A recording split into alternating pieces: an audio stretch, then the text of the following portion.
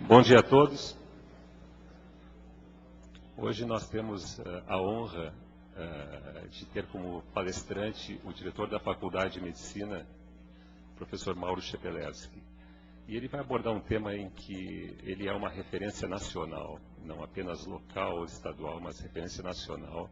E talvez a gente tenha uma frequência maior de casos de doenças de hipófise aqui nesse hospital, em função de as pessoas saberem que aqui trabalha o professor Mauro.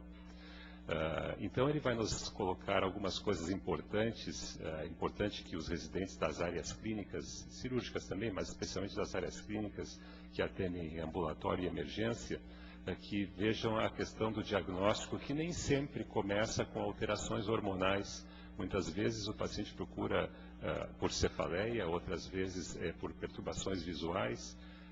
Muitas vezes ele tem sintomas hormonais, mas que nem sugerem inicialmente que seja hipófise. Então, para nos colocar toda essa gama de informações, o professor Mauro é a pessoa mais qualificada aqui no Estado e talvez no Brasil. Professor Mauro, por favor.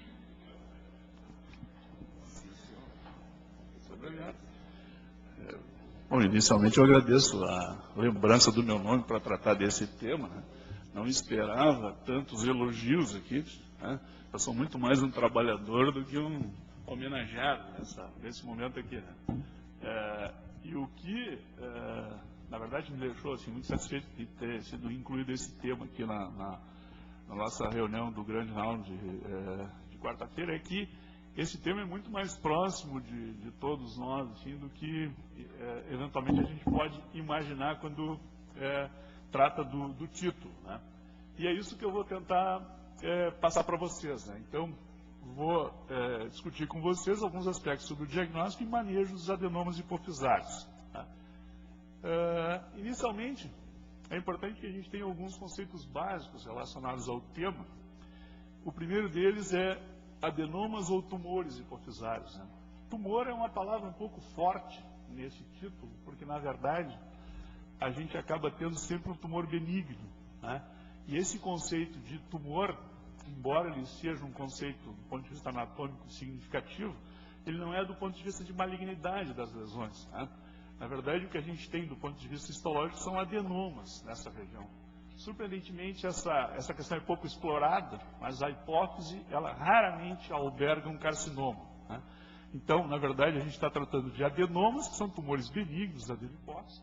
Os carcinomas são efetivamente raríssimos, não existem 100 casos descritos de carcinoma na hipófise. E um conceito importante tem a ver com o tamanho dessas lesões, ou seja, a gente chama de microadenomas as lesões que têm menos de 10 milímetros, de macroadenomas as lesões que têm mais de 10 milímetros.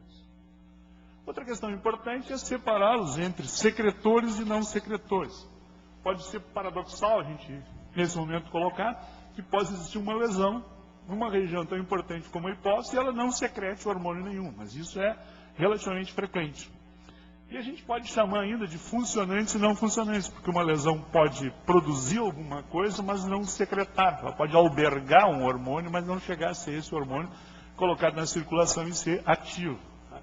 Em função disso, as manifestações clínicas dos adenomas hipofisários são bastante heterogêneas. Elas vão envolver questões, às vezes, muito díspares do ponto de vista clínico, e é esse o objetivo, digamos assim, dessa sessão, né? Aí você vai dizer, tá, isso aí tá aí, né? Muito bem, mas e qual é a importância disso do ponto de vista da prática clínica? Primeiro, em necropsia, o computador continua acentuando aqui, mas tem uns corretores em português que continuam acentuando a palavra necropsia. A gente vai ter de 3,4% a 27% das pessoas que morrem não por doenças endócrinas como portadoras de uma lesão na hipófise. Aqui nessa sala, então, deve existir um quarto de vocês deve ter alguma coisa na hipófise, né? Não estou desejando que vocês morram nas próximas semanas, mas se for isso uma ocorrência, a gente vai encontrar um adenoma de hipófise. Essas lesões têm uma prevalência de ao redor de 18 a 20 por 100 mil habitantes, tem uma incidência de 0,8 a 2 por 100 mil habitantes ano, corresponde ao redor de 10 a 12% dos tumores intracranianos, e, em consequência disso, leva a uma circunstância clínica que é muito comum, eu tenho certeza que vocês já vivenciaram, que é o achado dos chamados incidentalomos. Quando o indivíduo faz um exame de tomografia ou ressonância da região celular, acaba se encontrando, então, em 3 até 20% dos casos na tomografia e ao redor de 10% na ressonância, das pessoas que fazem o exame não por razões endócrinas, têm alguma alteração na hipófise. E isso a gente chama, então, de um incidentaloma hipofisário. Portanto, extremamente prevalente. E isso é uma ocorrência clínica relativamente comum nos ambientes onde se solicitam esses exames, né? Quando a gente olha lá para a região hipotálamo hipofisária, também é importante a gente retornar lá à anatomia, né? Que é avaliar aquela região onde está a hipófise na posição coronal e na posição sagital, aqueles velhos planos anatômicos, né? E a gente vai verificar então aqui, ó, aqui, fazendo um corte coronal, a gente tem a glândula hipófise localizada na célula túrcica, a gente normalmente tem o seio cavernoso aqui ao lado, os nervos cranianos aqui na parede externa do seio cavernoso, que asma óptica está lá em cima, o infundíbulo aqui a gente tem o seio estenoidal, e aqui ficam então o terceiro, o quarto, o quinto, né? Um ramo do quinto, o sexto par e um ramo também do nervo maxilar aqui ao redor do seio cavernoso. Quando a gente faz um corte sagital, a gente vai verificar o infundíbulo aqui, a gente tem aqui o terceiro ventrículo, aqui o que é a asma óptica e a hipófise está pendurada aqui, né? Digamos assim, dentro da célula túrcica.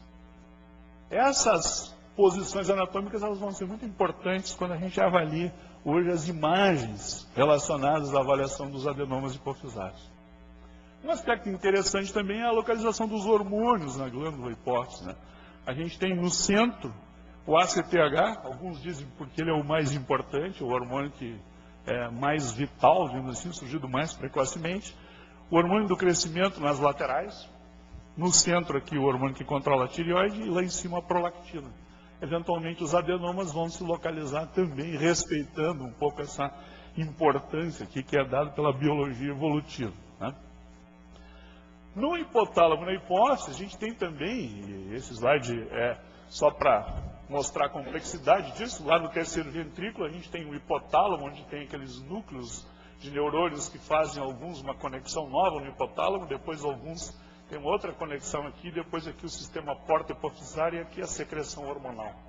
Quando a gente tem uma alteração nessa região, a gente pode alterar esse sistema porta-hipofisário, a gente pode ter lesões nesses neurônios. Quando a gente tem lesões aqui, a gente pode ter interferência também na secreção da adenopófise. Então, essa região é particularmente rica em lesões pequenas, de grande repercussão hormonal, exatamente pela complexidade desse sistema aqui, que envolve, digamos assim, a conexão da adenopófise com o cérebro da gente, responsável por várias alterações hormonais, comportamentais e assim por diante. Essa é uma região, certamente, milimetricamente, das mais importantes do organismo em função dessas conexões, né?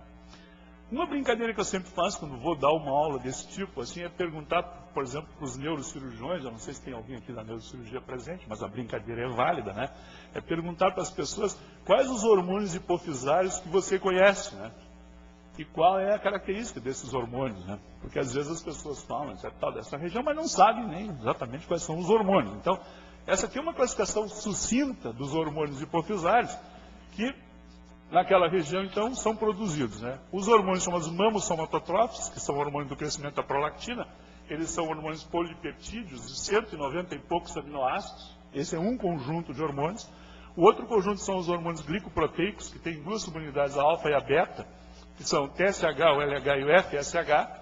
Eles têm um peso molecular também bastante distinto, né? Cada um com a sua porção alfa e beta.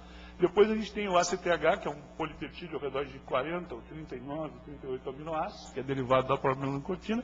E na adenopófise a gente tem o hormônio antidiurético, a ocitocina. Quando a gente fala de adenomas hipófises, nós não estamos falando desse conjunto aqui.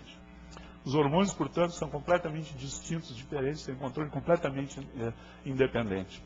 Essa subunidade beta aqui, ó, do FSH, do LH e do TSH, também tem a similaridade, a subunidade beta, a diferença, não é dizendo, mas a subunidade alfa, a similaridade com a gonatrofina coriônica, aquela que a gente usa para fazer o teste de gravidez. Por isso que a gente, quando faz uma dosagem do HCG, a gente não solicita o alfa-HCG, porque ele vai ser igual ao LH, FSH e TSH. A gente solicita o beta-HCG, porque essa molécula é parecida com os hormônios hipofisários. Quando vocês pedem, não, beta-HCG, vocês estão pedindo para que não haja cruzamento com esses hormônios hipofisários. Qual a importância disso na prática clínica? É que quando a gente vai olhar a prevalência dos adenomas hipofisários, eles têm uma predominância muito interessante. A grande maioria são adenomas que produzem prolactina, ao redor de 60%, 70% dos casos. Depois disso, vem os adenomas produtores de hormônio do crescimento, depois os produtores de ACTH, depois os não funcionantes, e os tumores produtores de subunidade alfa, LH, FSH e TSH, são bastante raros, ou até, muitas vezes, raríssimos, né, como o tumor produtor de TSH. Dependendo da casuística, os não funcionantes ocupam o espaço aqui dos tumores produtores de ACTH e há, eventualmente, uma prevalência um pouco diferente. Mas é muito importante a gente registrar essa questão aqui. Então, vocês vejam, há uma grande prevalência dessas lesões, e essas lesões, predominantemente, são lesões que produzem prolactina e depois hormônio do crescimento, ACTH, ou eventualmente não são funcionantes. Então, quando a gente fala de adenomas hipofisários, a gente vai falar predominantemente, então, de prolactinomas, quando são os adenomas produtores de prolactina. Quando a gente está falando de adenomas que produzem GH, a gente vai estar falando de acromegalia e gigantismo. Quando a gente fala de tumores produtores de ACTH, classicamente a doença é chamada doença de Cushing, né, que foi um grande neurocirurgião lá que escreveu isso há muitos tempos atrás. E clinicamente, os tumores não funcionantes, os produtores de subunidade alfa, LH e FSH, em geral, se manifestam por hipopituitarismo. Enquanto que o tumor produtor de TSH se manifesta por hipertireoidismo. Tá? Aumenta a produção dos hormônios da tireoide decorrente do excesso, então, do TSH. Outro aspecto importante, quando a gente fala de adenomas hipofisários, é a classificação anatômica dessas lesões. Além de micro e macroadenoma, já em 1967, esse grande neurocirurgião classificou em estados grau 0, 1, 2, 3 e 4 pelo volume da lesão. Então, a gente pode ter a presença hormonal de uma hipersecreção hormonal, vai ter um achado, às vezes clínico, muito importante, mas a gente não consegue detectar a presença do adenoma, isso a gente chama de grau 0. Quando tem uma lesão pequena e restrita, a gente tem o grau 1, quando há uma expansão de toda a célula túrcica, o grau 2, quando há erosão aqui do assoalho da célula, extensão supracelular, ou erosão de outras partes ósseas, o grau 3, e quando eu perdi efetivamente os limites da célula túrcica, a gente chama de grau 4. Evidentemente, se eu vou tratar de uma lesão desse tipo, e quando eu trato dela, vou comparar com uma lesão desse tipo, vocês já vão concluir que nós estamos trabalhando com duas situações completamente distintas, diferentes, que vão ter resultados diferentes, agressividade diferente e assim por diante. Né? A classificação dos adenomas, ela envolve ainda uma característica ultraestrutural, que é aceita pela Organização Mundial da Saúde, que cada um dos adenomas desses, GH, prolactina, GH e prolactina, ACTH, ele tem diferenças ultraestruturais aqui e de conteúdo bastante distinto, inclusive dos adenomas que produzem LH, FSH e assim por diante. Então, assim, quando a gente fala de classificação dos adenomas anatômicas, a gente tem uma classificação ultraestrutural que a gente nem consegue fazer ainda aqui no Brasil, por exemplo, que ela é estabelecida por microscopia eletrônica, que é mais uma característica diferenciada, então, dessas lesões. Em relação à secreção hormonal, então nós estamos falando adenomas, volume, tamanho, hormônios, classificações, classificação ultraestrutural e secreção hormonal. A mais comum é a secreção de prolactina. A secreção de prolactina, ela é controlada por, na verdade, sistemas e basicamente pela dopamina hipotalâmica, que acaba fazendo com que a gente tenha um controle dopaminérgico constantemente inibitório da secreção de prolactina ao nível da hipófise e, em consequência, a prolactina só vai ser realmente importante em momentos quando eu tenho, por exemplo, a lactação, onde o bebê vai sugar, vai estimular aqui esse nervo espinal aferente, que vai interferir lá na serotonina hipotalâmica, vai mudar esses fatores liberadores de prolactina e vai alterar o tônus dopaminérgico com interferência de estrógenos e a presença de estrógenos da gestação. Havendo interferência aqui na hipófise, eu vou ter um aumento da secreção de prolactina. A prolactina, portanto, é constantemente inibida e desinibida em alguns momentos da vida, especialmente importantes para os mamíferos. Né? Os mamíferos, os animais superiores, se caracterizam exatamente por essa capacidade de secretar prolactina e produzir leite. Né? Isso foi uma evolução importante na escala biológica. Quando a gente vai ter interferências, desde no sistema dopaminérgico, por drogas, desde anatômicas aqui no hipotálamo, interrupções da conexão com a hipófise, mesmo a produção a partir daqui das células produtoras de prolactina, eu posso ter elevação da prolactina. E aí, os tumores produtores de prolactina vão ser confundidos com a situação da hiperprolactinemia. Quais são as causas de elevação da prolactina, então? A primeira são a presença de doenças hipofisárias, a mais comum, os prolactinomas. Mas outras lesões, inclusive produtoras de hormônio do crescimento, célula túrcica vazia, doenças infiltrativas, ou mesmo doenças de Cushing, lesões da haste hipofisária, também podem provocar hiperprolactinemia. Na prática clínica, são importantes também doenças hipotalâmicas, às vezes não muito comuns, mas que também interferem nessa secreção de dopamina e, em consequência, levam à hiperprolactinemia. O crâniofaringioma, o meningioma, aneurismas, às vezes, assim, de pseudotumor cerebral, irradiação, granulomas, sarcóides, eosinofílicos e outros tumores dessa região também podem provocar hiperprolactinemia. E o mais importante, especialmente nessa sala, é a gente falar das causas fisiológicas, farmacológicas e até neurogênicas. Então, fisiológicas, a gravidez, o puerpério, o estresse crônico. Farmacológicas, uma causa extremamente comum de elevação da prolactina, né? O uso de drogas, especialmente os antagonistas, os agonistas dopaminérgicos. A gente usa hoje uma série de drogas que são basicamente antagonistas dopaminérgicos, então vou tirar a ação da dopamina, quer por fenotiazinas, haloperidol, inibidores da MAO, tricíclicos, a metoclopramida, os derivados, né, tipo domperidol, todas essas substâncias aqui têm como mecanismo de ação o antagonismo dopaminérgico. E praticamente, inexoravelmente, vão provocar hiperprolactinemia. Outras drogas, como os estrógenos, cimetidina, verapamil, a cocaína, antipertensivos, também pode ser causa importante de hiperprolactinemia. Lesões do tórax, lesões medulares de estimulação mamilar. Se a gente tiver a qualidade e a quantidade do estímulo do mamilo conhecida, a gente vai conseguir produzir leite em qualquer mama normal. Então, para os mais afoitos, um pouco de cuidado nessa área vai ser significativo, porque o leite poderá surgir, e o exemplo disso é as amas de leite, que às vezes amamentavam pessoas durante décadas a fio, sem estarem grávidas e tal. A mama era estimulada adequadamente, continuamente, e havia leite suficiente, às vezes, por várias gerações, né? No século XVIII, XIX, XVII, no Brasil isso era muito conhecido, né? Doenças sistêmicas também podem provocar hiperprolactinemia. A mais importante delas é o hipotireoidismo. Uma causa importante é a insuficiência renal crônica, a cirrose, a pseudociese, que é um distúrbio comportamental importante, e o estresse crônico de intensidade mais significativa, aquele que altera efetivamente o comportamento da pessoa, né? Essas doenças, portanto, elas precisam ser diferenciadas do adenoma hipofisário produtor de prolactina, que a gente chama de prolactinoma. O prolactinoma tem como conceito geral uma prolactina acima de 200 nanogramas por decilitro, para o normal de 20, 18, 15, conforme o método, tá? E a gente tem uma diferença importante entre o prolactinoma no sexo feminino e no sexo masculino. No sexo feminino, que corresponde ao redor de 80% dos casos, ao redor de 80% dos casos são microadenomas, menores do que 10 milímetros, portanto. Provocam o quê? Galactorreia, amenorreia, oligomenorreia, infertilidade, redução de libido, cefaleia, osteoporose e um estado de hipogonadismo feminino em geral, com queixas relacionadas à perda estrogênica. No sexo masculino, 10 a 20% dos casos somente, a grande maioria, 80% ou mais, eventualmente, são de macroadenomas, lesões grandes, em geral maiores do que 10 milímetros. Qual é o quadro clínico? Redução de libido, impotência, infertilidade, um estado de hipogonadismo, cefaleia e, às vezes, alterações visuais decorrentes, então, da presença desse macroadenoma nessa região.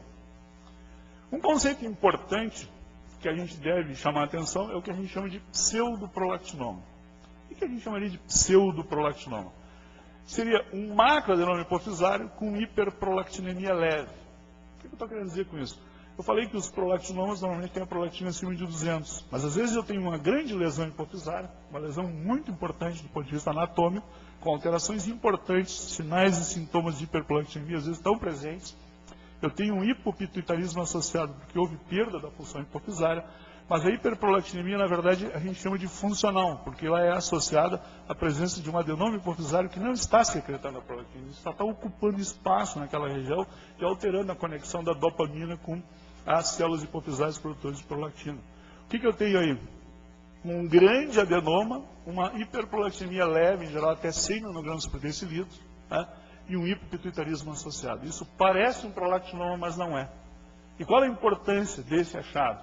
É que esse tipo de paciente, em geral, ele não vai responder ao tratamento com agonistas dopaminérgicos. E como a gente vai ver a seguir, é um dos grandes tratamentos para esse tipo de alteração. Eu vou tratar essa lesão aqui pensando ser um prolactinoma e vou ter um insucesso com o tratamento clínico, porque na verdade essa lesão não está produzindo hormônio nenhum, ela está elevando a prolactina por uma alteração funcional. Tá? Um outro aspecto importante é o chamado efeito gancho. Efeito gancho é um fenômeno que ocorre na dosagem de prolactina e pode ocorrer com qualquer hormônio quando a gente tem excesso do antígeno que vai ser dosado. Tá? Então, por exemplo, uma dosagem hormonal que deveria ser o normal até 15, 20, o paciente tem 20 mil, 30 mil, 200 mil.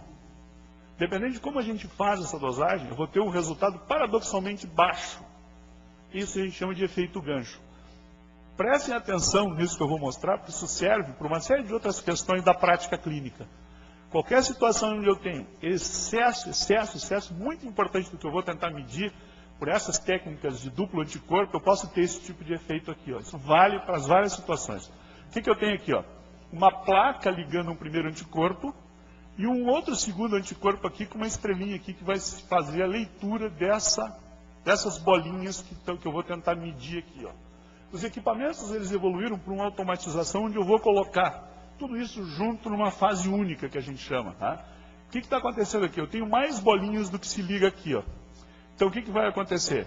Esse anticorpo vai ligar as bolinhas e aquele ali vai ligar também algumas bolinhas. Mas vão ficar algumas bolinhas ligadas só nesse anticorpo e vão ficar bolinhas aqui que não conseguiram ficar com os dois ligantes aqui. Ó. Quando eu vou fazer a leitura dessa placa aqui, ó, só vão ser lidas esses dois pontos aqui. Então, surpreendentemente, para uma situação onde eu tinha 3, 6, 9, 12 bolinhas, o resultado vai ser 2. Paradoxalmente, 2 ao invés de 12. Eu vou estar lendo, deixando de ler 10 bolinhas. Porque a técnica, em fase única, simplesmente conectou apenas aquelas duas ligações. Como é que a gente deve fazer isso? A gente deve fazer ou diluído ou então em duas fases, que é o que alguns equipamentos permitem. Eu coloco uma fase de incubação na placa, deixo as bolinhas ligarem lá, limpo aquele excesso lá e coloco depois o segundo anticorpo. Aí todas as bolinhas vão ficar ligadas ali e todas as leituras vão ser feitas. Logo, eu vou conseguir ler aqui 1, 2, 3, 4, 5, que foi a capacidade máxima de leitura. Mas eu não errei nessa leitura. Isso vale, gente, para uma série de medidas que utilizam duplo anticorpo. As pessoas às vezes não sabem o que significa efeito gancho. Prestem atenção nesse achado aqui. Por que chama efeito gancho? Aqui é só para mostrar para vocês, é uma história interessante. Ó. Isso aqui é uma amostra que tinha 2.600.700 nanogramas por ml de prolactina. Foi retirado diretamente de um tumor hipofisário produtor de prolactina. Quando eu fiz uma etapa única, o resultado foi 0, ao redor de 0. E essa amostra foi sendo diluída. E quando começou a se diluir por volta de 1 para 500, 1 para 1000, é que ela começou a se elevar. Depois que a diluição chegou no nível crítico, ela caiu de novo. Quando eu fiz em duas etapas, o resultado já deu maior do que 230 lá, mostrando que realmente a prolactina estava elevada. Evidentemente que eu não consegui fazer aquela leitura diretamente, eu precisei diluir várias vezes isso aqui. Por que chama-se de efeito gancho isso? Porque essa curva aqui, ela tem um efeito parecido com o gancho, aquele do Capitão Gancho. Esse filme estava passando nos Estados Unidos exatamente quando foi demonstrada essa técnica aí. Aí o autor que descreveu isso chamou esse efeito de efeito gancho, aqui, parecido com o gancho lá do Capitão, o Robin Williams, no filme de Captain Hook. Tal. Por isso que se chama de efeito gancho. Tá? Efeito gancho, portanto, é importante para a gente detectar prolactinas extremamente elevadas. Doenças não hipofisárias, efeito gancho na dosagem da prolactina e um outro problema, a macroprolactina. O que é a macroprolactina? A prolactina isoladamente, ela tem um pré-hormônio de 26 kDa e quando esse hormônio é clivado, ela tem um peso molecular de 23 kDa. Não se sabe exatamente por quê, mas as pessoas têm no soro, muitas pessoas têm isso frequentemente, um agregado de prolactinas, ao invés de ter só essa prolactina pequenininha, que é 80% a 90% do soro, a gente tem 20% de uma prolactina big, e muitas vezes uma prolactina muito maior chamada big. E aí eu tenho um agregado de prolactina que não é aquela forma molecular isolada, monomérica, que é a forma ativa. Algumas pessoas têm um fenômeno que é chamado de fenômeno da macroprolactina. Tem predominantemente no soro essas formas moleculares aqui. Então a gente chama isso de macroprolactinemia, quando tem a predominância dessa forma big. Qual é a importância disso? Essa forma é lida também nas dosagens de prolactina. Como hoje se dosa prolactina para infinidade de circunstâncias, a gente às vezes encontra prolactina elevada na ausência de sintomas de hiperprolactinemia e na ausência de um tumor da região celular. E quando a gente vai analisar melhor, essa pessoa na verdade tem a macroprolactina, que na verdade não é um problema, porque isso não tem significado clínico nenhum. Como é que se faz o diagnóstico disso? Fazendo uma cromatografia em gel. E aí a gente vai ver esse agregado da macroprolactina diferente da forma monomérica. Quando tem a forma que predomina, como aqui, ó, só essa forma de grande prolactina big, a gente tem, então, a presença da macroprolactina. Dá para fazer isso na prática clínica assim a valer? É muito difícil, porque a cromatografia é cara. Como é que a gente faz na prática?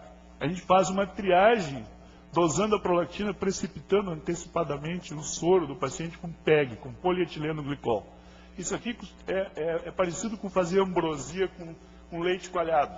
O polietileno glicol funciona como se fosse o limão da ambrosia lá, né?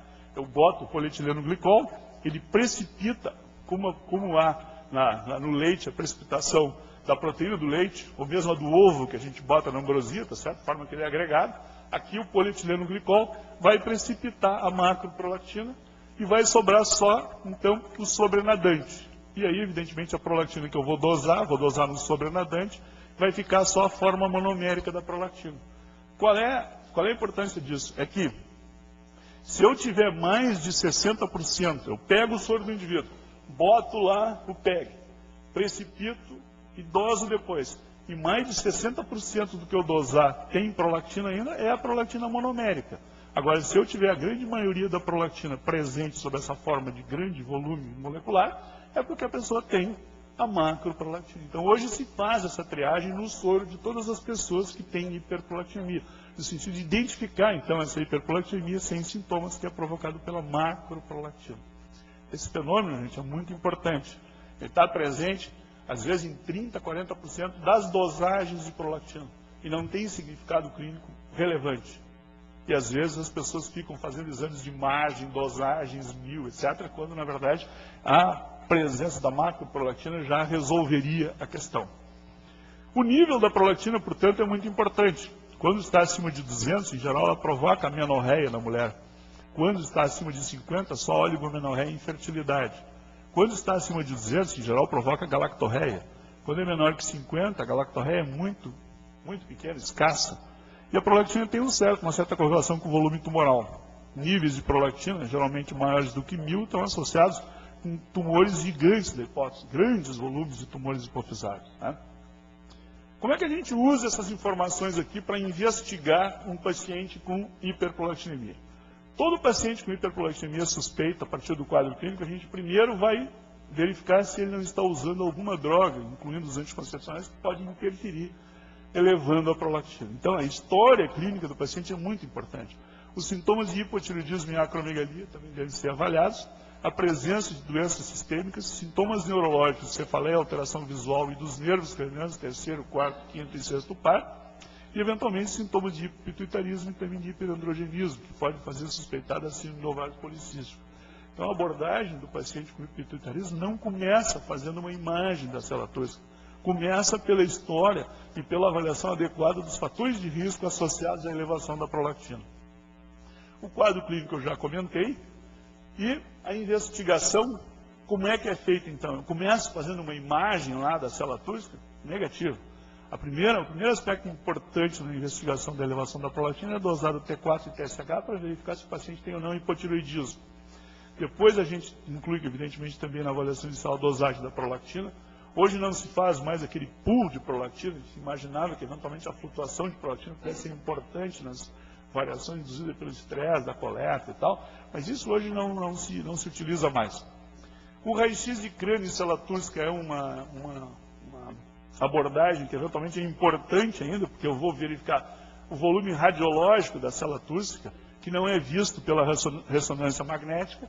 Na mulher são importantes as dosagens dos andrógenos basais, e vai ser importante então a ressonância magnética da região celular, preferida em relação à tomografia. Se eu tenho uma lesão que é grande, é importante avaliar o campo visual, e com isso eu vou ter a conclusão então da presença de micro ou macro prolactinoma, né, tumor então pequeno ou volumoso, ou então a presença da hiperprolactinemia funcional, que seria a ausência da lesão hipofisária e só a prolactina elevada até 100 nanogramas por ml. Como é que a gente classifica a hiperprolactinemia de funcional? Normalmente são pessoas que têm sintomas e sinais de hiperprolactinemia, prolactina menor de 100, não tem doenças sistêmicas, drogas envolvidas, não tem hiperandrogenismo, a tomografia ou preferentemente a ressonância tem a hipótese normal, e talvez eu tenha lá dentro então um microprolactinoma ou uma doença hipotalâmica. Isso existe e ainda é motivo de pouco entendimento, quer dizer, eu consigo estabelecer toda uma investigação, mas tem um quadro ainda que muitas vezes eu não consigo esclarecer completamente. Tá? Como é que eu trato desses distúrbios aí? Em geral, os objetivos de tratamento da hiperprolactinemia são semelhantes ao tratamento de todos os hormônios hipofisários, excessivamente secretados. Corrigir o excesso hormonal, portanto, é o primeiro objetivo. Segundo, manter ou retornar a secreção hipofisária em níveis normais. Se eu consigo fazer isso, eu estou atingindo um objetivo importante.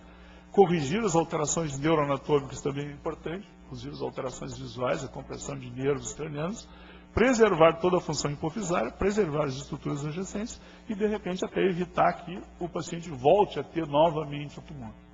Como é que a gente trata dos prolactinomas?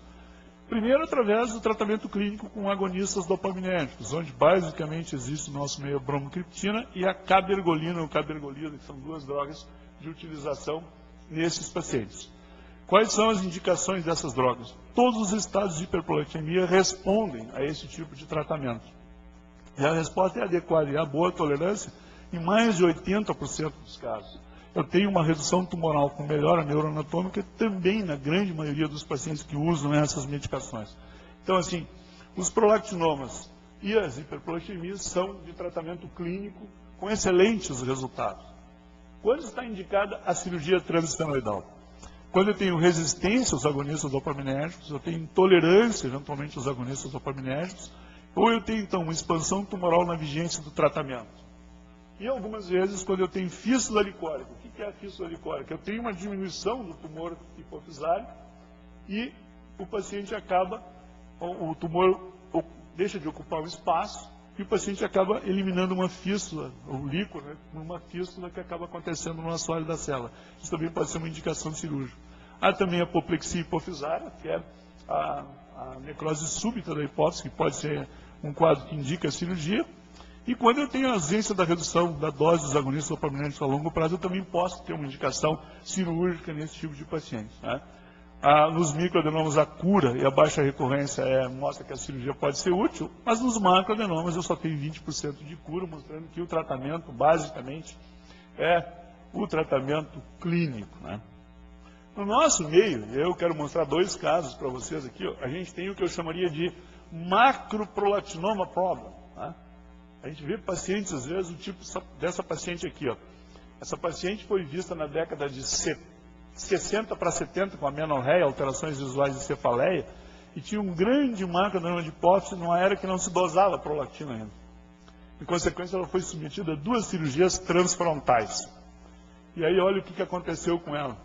Ela tem, faltando até hoje, um pedaço da calota craniana, aqui uma necrose do tecido cerebral, né? Tem uma cânula aqui para tratamento da hidrocefalia, né? E tem uma perda completa do tecido frontal aqui do cérebro, decorrente dessas cirurgias. Né? Aí agora a gente avaliou a paciente mais recentemente, ela realmente ainda tem o resíduo de um adenoma de hipófise, com uma extensão paracelular, embora não tenha grande parte do cérebro, né? E agora na era das dosagens hormonais, a gente verifica que a paciente tinha, na verdade, uma hiperprolactinemia, a prolactina dela era 2.780. Essa paciente aqui, certamente, ela é uma paciente hoje com problemas neurológicos decorrentes de uma doença absolutamente tratável, com total recuperação. Tá? O que a gente tem, então? Uma paciente tratada neste milênio. Tá? Galactorreia, amenorreia, alterações visuais, um hipopituitarismo parcial, uma prolactina de 2.340 e uma paciente que foi tratada com a cabergolina, 2 comprimidos via oral por semana. Olha só, uma pessoa que tinha um enorme tumor hipofisário aqui com extensão supracelular, comprometimento nervótico, invasão aqui, ó, lateral do cérebro, até com mudança aqui da característica da ressonância magnética, invasão completa do seio cavernoso desse lado, invasão do seio esfenoidal, uma importante invasão do seio esfenoidal, com volumoso envolvimento da cisterna supracelular. O que nós vamos fazer com essa paciente aqui? 2 cirurgias transfrontais, mais uma não sei o que, nada disso, nós vamos tratar clinicamente. Eles vão dizer, não vai funcionar. Pois é, olha o que aconteceu com a paciente após o tratamento clínico. O tumor não tem mais extensão paracelular, extensão lá para o córtex, a célula já está inclusive aqui com um pequeno grau de célula vazia, a cisterna supracelular caiu para dentro da própria célula, o seio esfenoidal não está ocupado pela lesão e a gente consegue ver até a hipótese normal. Essa é a mudança de paradigma que aconteceu na evolução dos últimos anos da medicina. O que eu queria registrar aqui é que a gente não pode hoje, eventualmente, tratar o paciente com esse modelo aqui. A gente não pode chegar a fazer hoje, 2007, um tratamento desse tipo aqui. Então, assim, isso é um apelo que eu faço. Quando vocês observarem esse tipo de paciente, por favor, vamos abordar completamente, direitinho, porque a gente vai ter como fazer uma abordagem que envolve exatamente a exclusão do hipotireoidismo, a dosagem da prolactina e os exames de imagem, a chegar no tratamento clínico em cada uma das lesões, no microadenoma, na hiperplastiemia funcional, no macroadenoma, enfim, a gente tem como tratar esses pacientes clinicamente e com sucesso, na grande maioria dos casos. Tá? Então, a hiperprolactinemia e os prolactinomas são de tratamento clínico. Falei dos prolactinomas. E a outra lesão hipofisária mais importante, a acromegalia.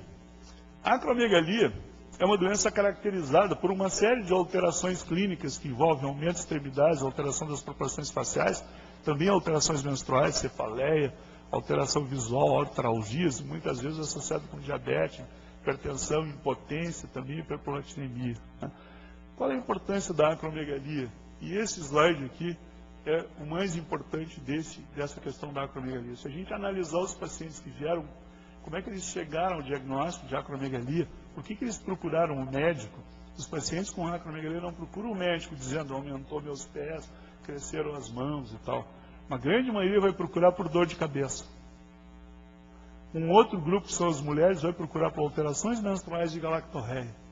E um outro grupo, que é a terceira causa mais comum, vai ser descoberto ocasionalmente. Então, quando vocês enxergarem um paciente que vocês acham que tem acromegalia aqui no hospital, no supermercado, no shopping, vocês devem procurar identificar esse indivíduo, porque ele potencialmente pode ter acromegalia e vocês vão estar diagnosticando para ele uma situação muito importante. Um outro grupo ainda é o diabetes mellitus. Só em 7% dos casos o paciente vai vir por aumento de extremidade.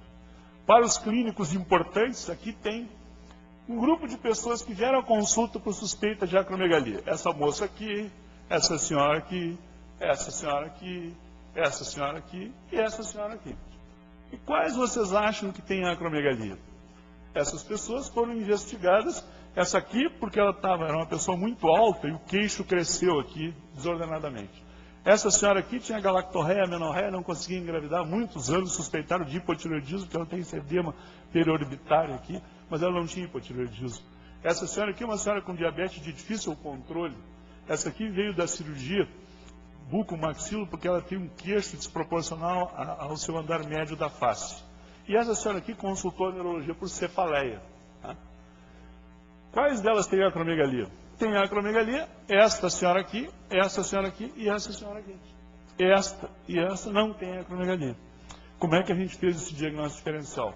Usando a dosagem do IGF-1, que é um importante efetor da ação do hormônio do crescimento, dosando o hormônio do crescimento basal e ou após teste oral de tolerância à glicose. Quando eu dou glicose, baixa o nível de hormônio do crescimento e tem que haver supressão para níveis bastante baixos. Na prática clínica, se a gente suspeitar de acromegalia, o que a gente deve fazer? Dosar IGF-1 e dosar o GH basal. Já vai ser suficiente na grande maioria dos casos. E se não for suficiente, dosar o GH após o teste oral de tolerância à glicose. Tá? Tratamento da acromegalia também ele pode ser clínico, ou melhor dizendo, primeiro vamos falar um pouco aqui do diagnóstico, que ainda é, só para citar dois aspectos importantes aqui, que é o raio-x de crânio e célula túrgica e o raio-x de extremidades, que pode ser muito útil na investigação da acromegalia. Quando eu vejo aumento dos pés, mãos e tal, eu posso fazer uma radiografia que vai ser útil para identificar as características, né, desses achados de aumento de extremidades. E a avaliação hormonal, então, do GH basal e IGF-1, GH após teste oral de tolerância à glicose, e essa proteína ligadora também pode ser dosada, mas hoje ela já não é mais utilizada, perdeu grande parte da importância que tinha. Né? Diagnosticando a acromegalia, eu vou ter alternativas de tratamento clínico, cirúrgico e radioterápico.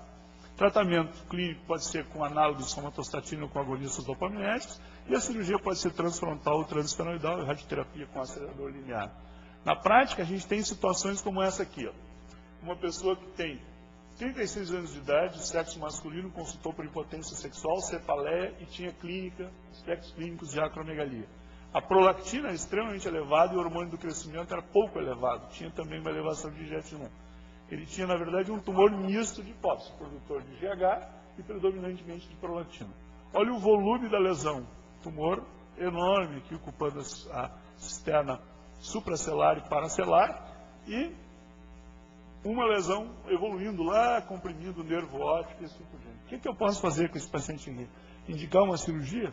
Não, ele foi tratado com aquele agonista dopaminérgico, a cabergolina, 2 vezes por semana.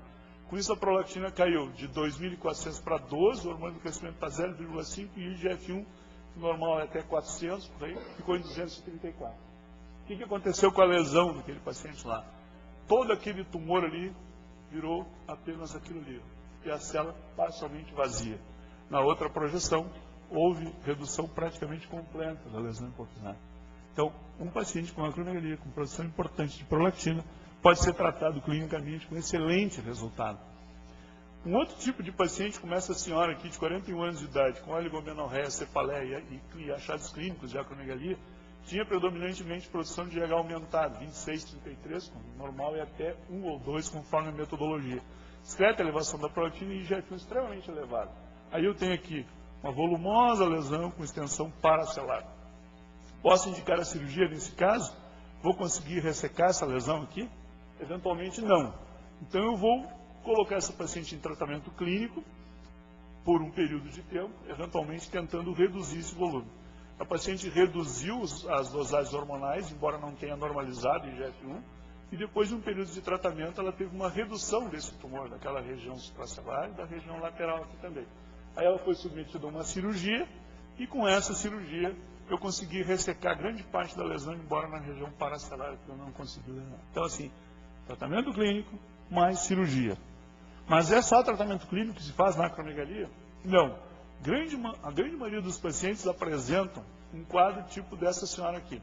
Cefaleia, hipertensão e um quadro geral de acromegalia. O hormônio do crescimento elevado, prolactina normal e IGF-1 elevado. Aí a pessoa tem uma lesão, onde aqui está o infundíbulo, a hipófise normal, e aqui está a lesão, né, um tumor lateral que não tem invasão paracelular e assim por diante. Classicamente, esses casos aqui são de indicação cirúrgica primária. E com a cirurgia, o que é que vai acontecer? O hormônio do crescimento que era elevado vai cair para valores menores do que 1. Quando eu faço um teste com glicose, vai para 0,15 e o IGF-1 está normal, de 960 para 185. Grande parte dos casos de acromegalia são de tratamento cirúrgico, às vezes precedidos de tratamento com drogas e tal, que vão melhorar o tratamento cirúrgico. A acromegalia, portanto, aquela que a gente descobre lá no supermercado, aqui no corredor do hospital, eventualmente no shopping ou num aniversário de criança, né, resulta eventualmente nesses volumosos tumores aqui que necessitam de manejo em tratamento clínico e cirúrgico. Né. Isso aqui é um diagrama do tratamento da acromegalia, só para mostrar que o macroadenoma invasivo, às vezes, ele deve ser tratado também cirurgicamente já no início, porque o tratamento clínico pode não beneficiar completamente os pacientes. Mas a gente deve sempre tentar essas drogas, se eu tiver controle, eventualmente até nem indicar a cirurgia, e a cirurgia pode ser indicada então depois dos análogos, e se mantiver a atividade, usar também os análogos, eventualmente a radioterapia, até a cura e o segmento. Acromegalia, prolactinomas, acromegalia. O último motivo dessa apresentação é o excesso do ACTH, a síndrome de Cushing.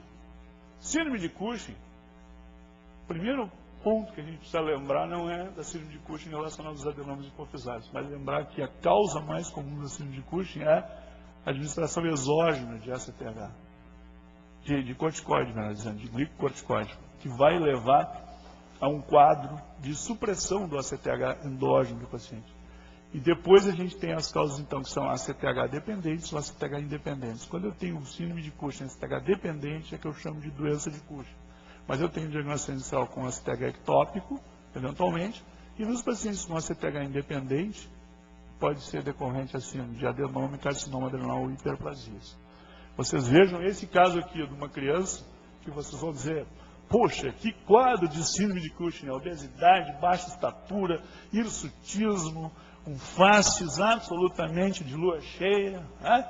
Qual é a causa? Será que é ACTH dependente ou independente isso aqui? Né? Isso aqui é uma síndrome de Cushing exógena.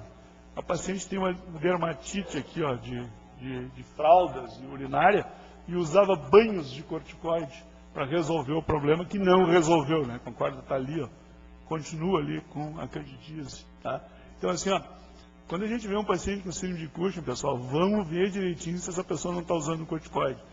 Item 2. Quando a gente vai usar corticoide, por favor, vamos indicar o corticoide por tempo, por período, e para doenças em que o corticoide é benéfico. Não tem sentido tratar uma dermatite dessa com corticoide com tamanha repercussão, né? Tá certo? Embora aqui vai ficar mais ou menos óbvio o que está acontecendo, né? Como é que a gente investiga a síndrome de Cushing? A gente faz um cortisol pós 1 mg de dexametasona, um cortisol da origem de 24 horas e um cortisol à meia-noite. O que a gente usa aqui na prática? Quando eu suspeitar, se estiver lá no ambulatório suspeitar de doença de Cushing, na prática, o que a gente deve fazer? A dosagem do cortisol após 1 mg de dexametasona. O paciente toma às 11 da noite 1 mg de dexametasona e dosa o cortisol no outro dia. Todos nós temos que baixar o cortisol nesse teste. E essa é a triagem mais importante para a investigação. Se esse exame é normal, eu praticamente afasto o Cushing. Tá? Se esse exame está alterado, eu vou me perguntar como é o cortisol à meia-noite ou o cortisol que eu posso dosar após 2 mg de dexametasona. Para confirmar que aquele teste está alterado, normalmente a gente utiliza um cortisol colhido à meia-noite. Por quê? Porque a gente tem um ritmo circadiano em que o cortisol à noite, ele baixa normalmente. Então eu uso o cortisol à meia-noite para confirmar que essa alteração está presente.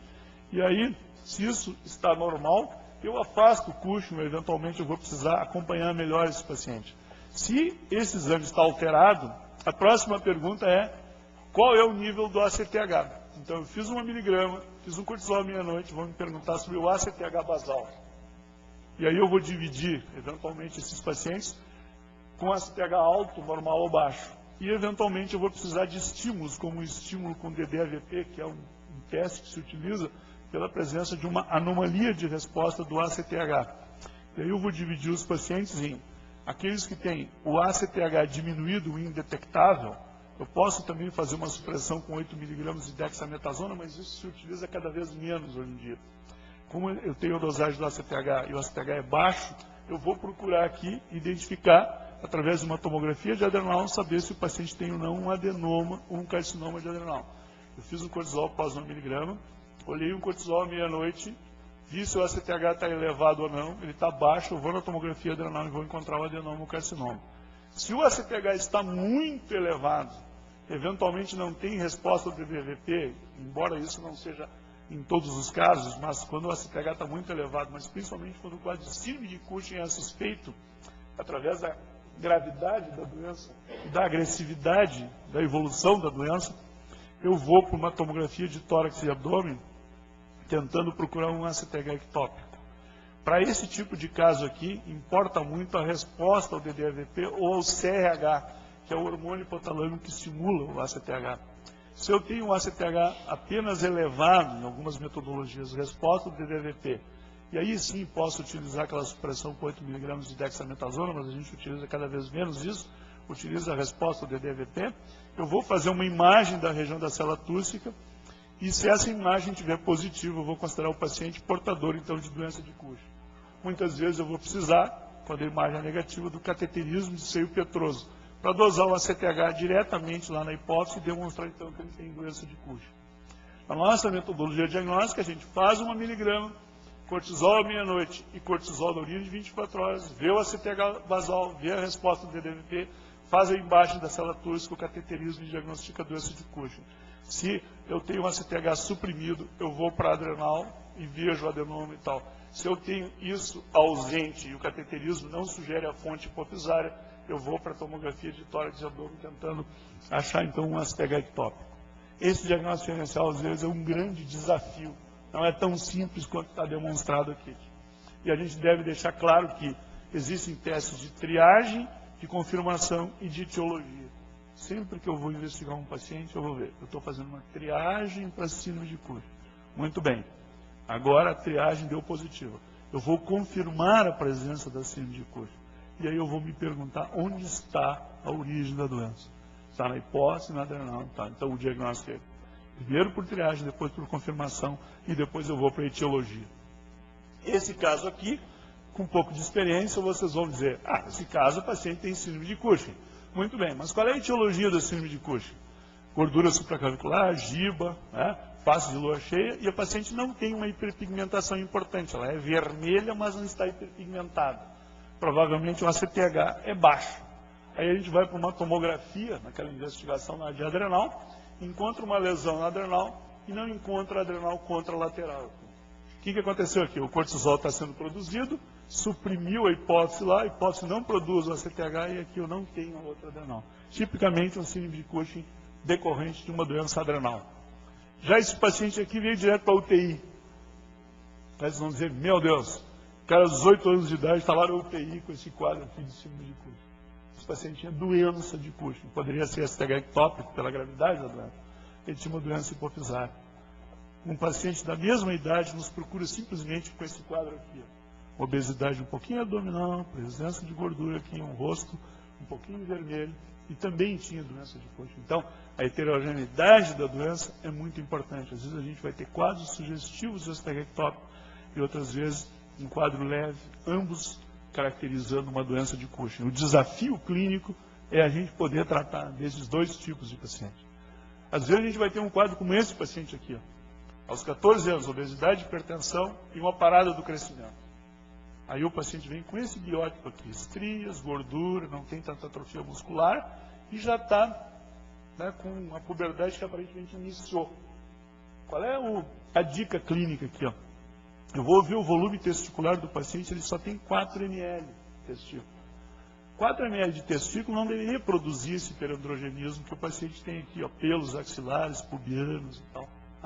Então, provavelmente, ele tem uma fonte androgênica que não é o testículo. A fonte androgênica é a adrenal. E esse paciente aqui, ele tinha esse síndrome de Cushing, com cortisol não supressível, mas principalmente o ACTH indetectável e sem resposta do DVP. Nas tomografias, ele tinha as adrenais irregulares do tamanho normal. Então, ele tinha o cortisol elevado, tinha alguns andrógenos alterados, mas o ACTH era baixo, sugerindo a doença na suprarrenal. Qual é a doença desse paciente? É a hiperplasia micronodular primária da suprarrenal. Então eu vou ter aqui nódulos pigmentados e tal, uma doença primária da suprarrenal. Um tipo de hiperplasia que produz autonomamente os hormônios da adrenal e, em consequência, dá um síndrome de Cushing, diferente da doença de Cushing. Na doença de Cushing, e isso é uma das questões finais aqui que eu estou mostrando para vocês, a gente tem o adenoma de hipófise, ele produz ACTH, produz cortisol, o cortisol vai lá no hipotálamo, bloqueia o CRH, que bloqueia o ACTH endógeno do paciente, em consequência eu tenho esse distúrbio aqui.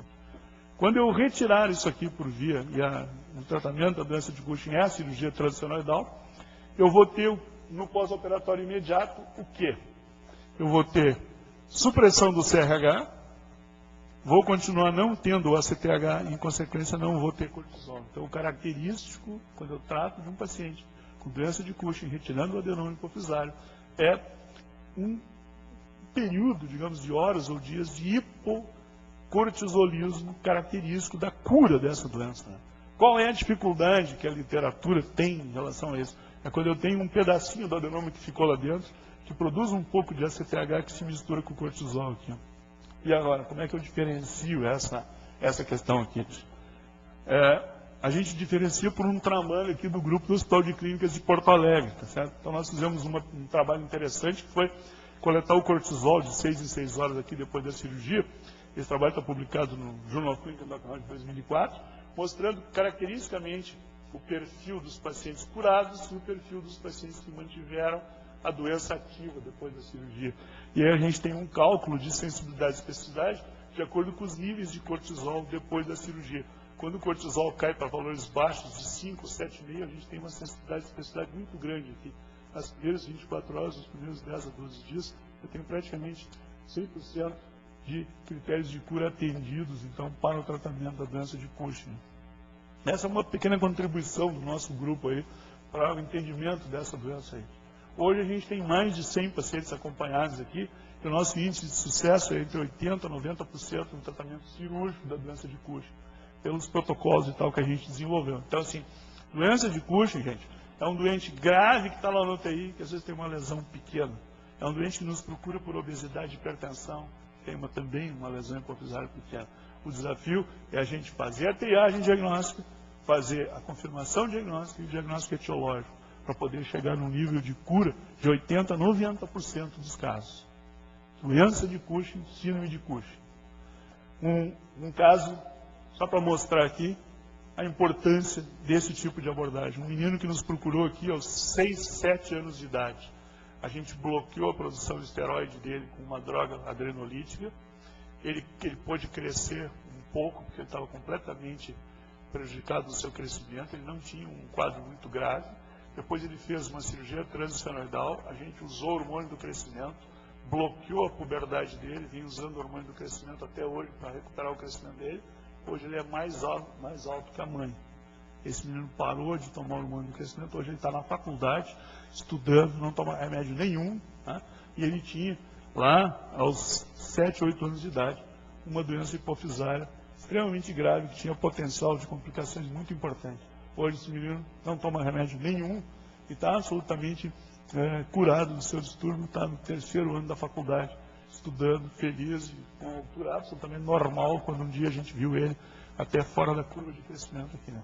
Esse tipo de caso é muito importante na prática clínica para a gente, então, poder oferecer um resultado legal, tendo uma abordagem também adequada.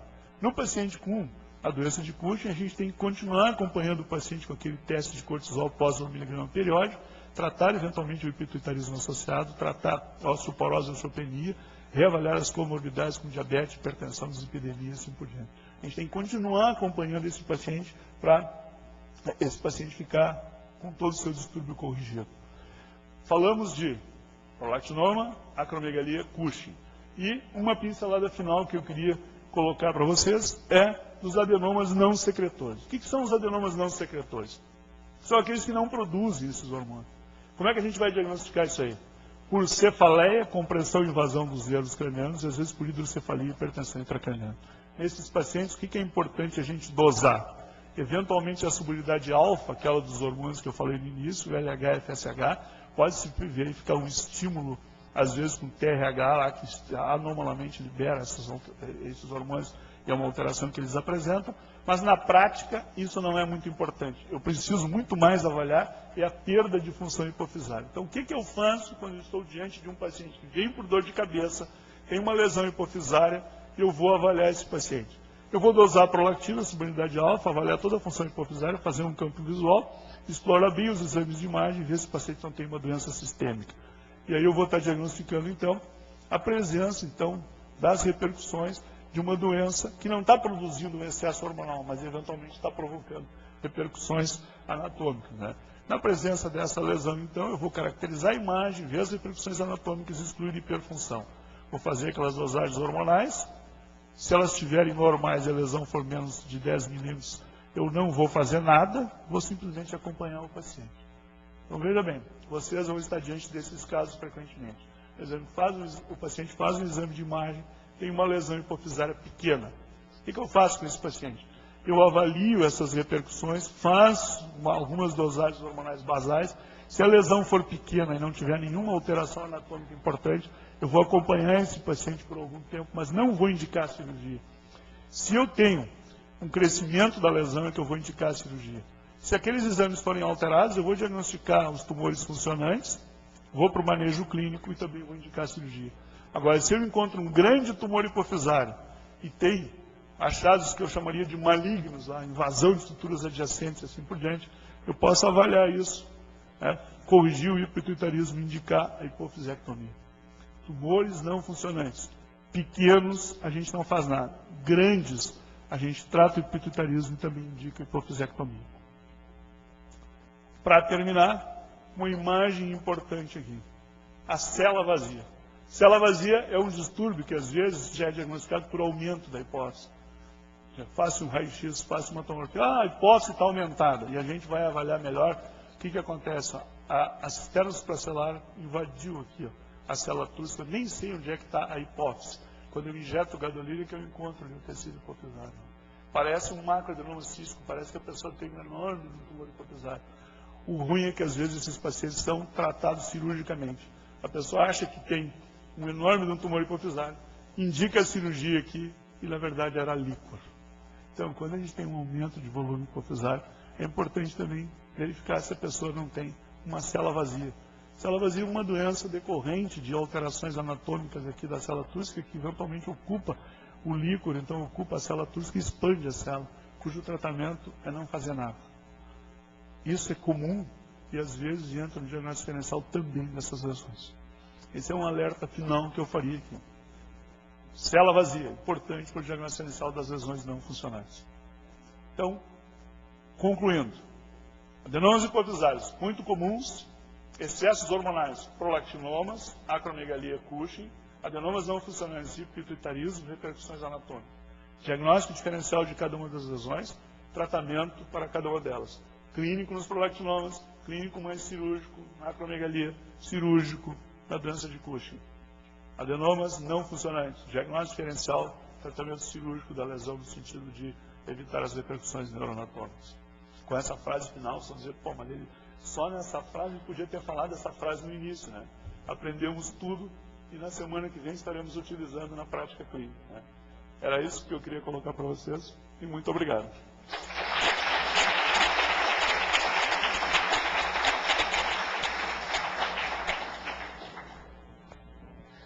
Obrigado, Mauro. Parabéns pela excelente explanação.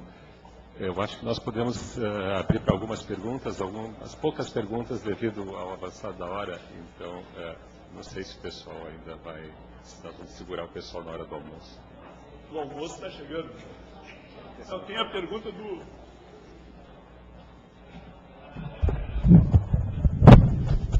Não, tem a pergunta do acadêmico aqui, ó, o acadêmico de vermelho aqui. Qual é a pergunta dele? Não, primeiro vocês conhecem ele ou não? Vocês conhecem ele? Quem conhece ele? Como é o nome dele? Ele é o Leonardo, tá. Qual é a pergunta do Leonardo? Isso. Não, mas tu tem que ter uma pergunta. Isso. Nós vamos ter 3 perguntas aqui. A pergunta do Leonardo, a pergunta do Anjinho. Pergunta do Anjinho, então, por favor, Anjinho. Faz a tua pergunta aí.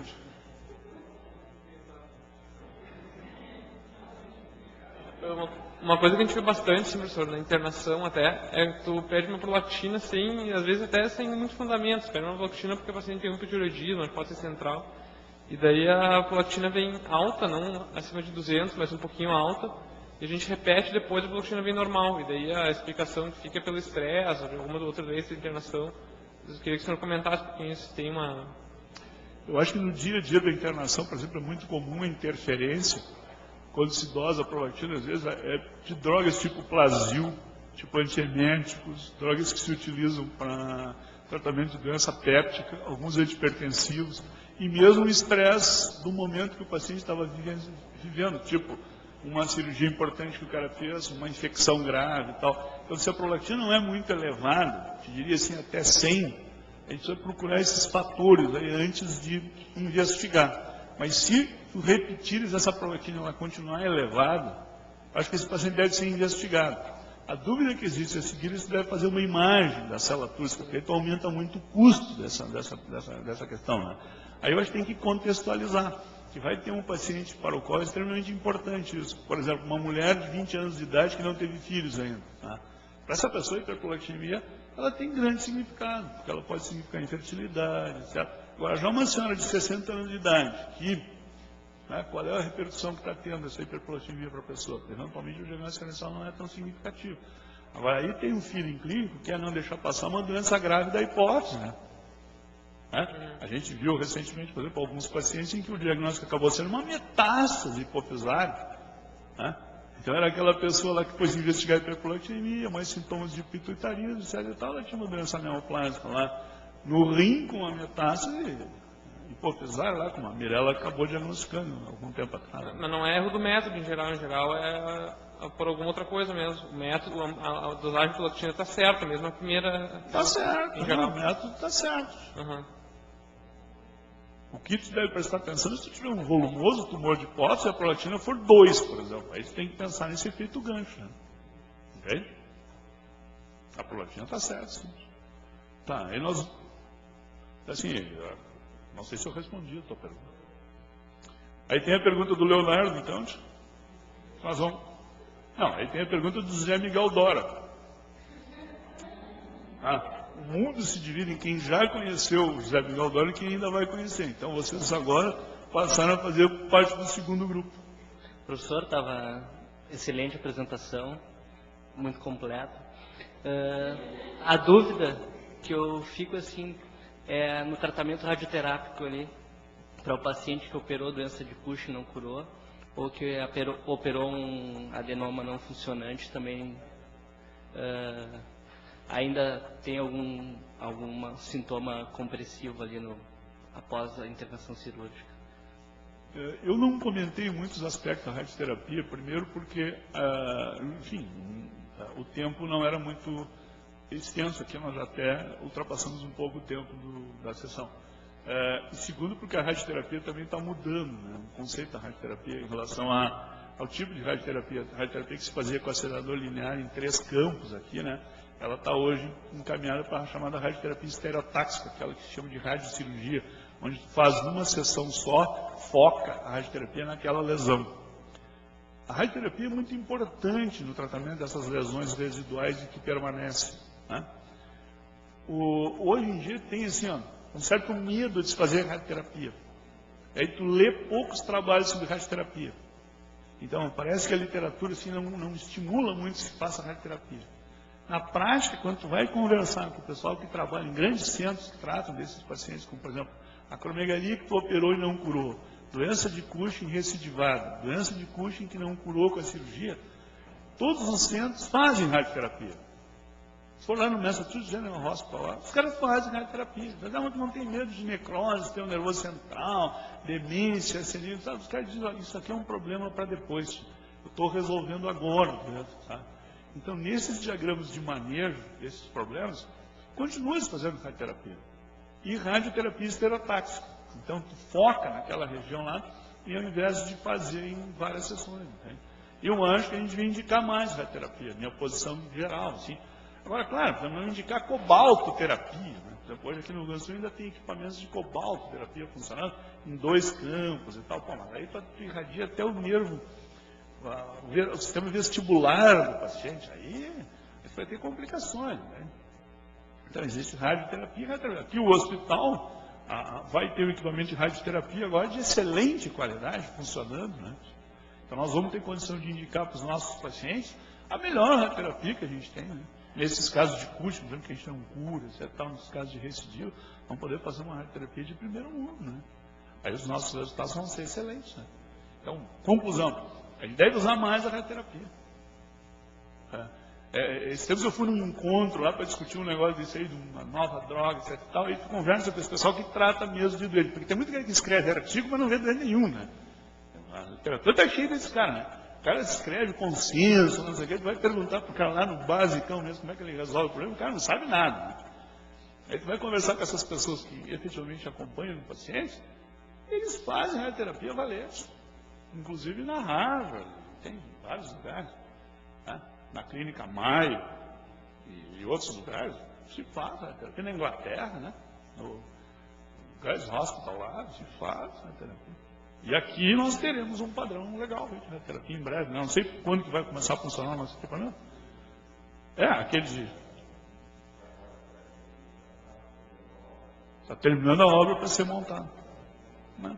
Então, em 2008, já teremos a oportunidade de oferecer radiocirurgia, radioterapia estereotáxica para os nossos pacientes. Muito legal. Era isso? E estava voltando para terminar a pergunta do Leonardo aqui. Só para vocês entenderem, ó, o professor Mauro está dando a oportunidade de se manifestar. 3 vezes, né? Ele não se manifestou. Sexta-feira, eu vou preencher uma avaliação dele lá na semiologia e vou dar uma nota baixa para ele, porque ele não se manifestou. Então tá, vocês são testemunhas, né? Ele teve oportunidade. Agora ele vai perguntar. Então tá bom. Então, com a ausência da pergunta do acadêmico, nós encerramos a sessão aqui. Tá?